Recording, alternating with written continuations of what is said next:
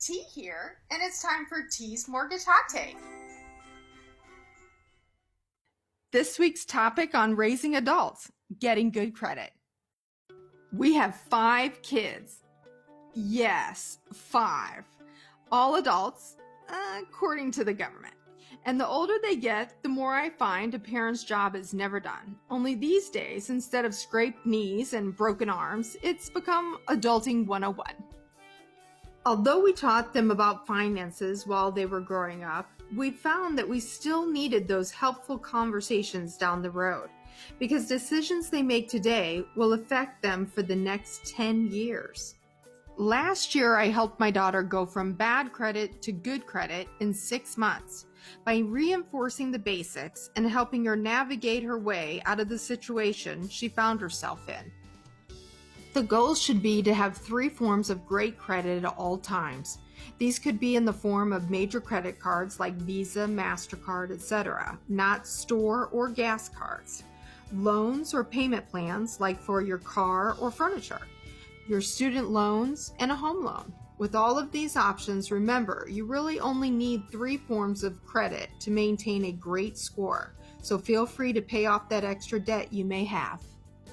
So let's talk credit cards. Loyalty cards and gas cards don't typically boost your scores as much as major credit cards. To maximize your credit score, you shouldn't borrow more than 30% of your available limit, but paying off your cards in full each month is the best practice to avoid high interest fees. If you are no longer using a card, don't cancel them. Put it in the back of your wallet.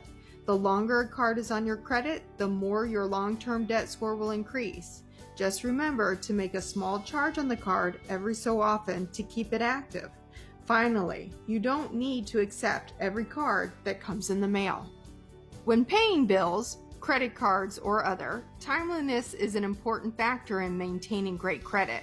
Try to pay all of your bills the day you receive them, not the day they're due, or at least go by the 5-day rule.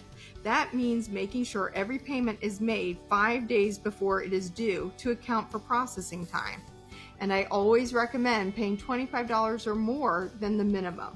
But again, best practice is paying your card in full each month. If you have any collections on your credit, take the time to get them handled. Most collection companies will settle for pennies on the dollar. Just make sure you get a paid in full agreement before making the payment. That will be your proof of settlement. And most importantly, under no circumstances should they be co-signing for someone else. It is risky and the fastest way to ruin their credit. If they can follow these guidelines, it'll be smooth sailing to good credit. Questions? If you're interested in finding out more or want to chat, check out my social media. Talk soon!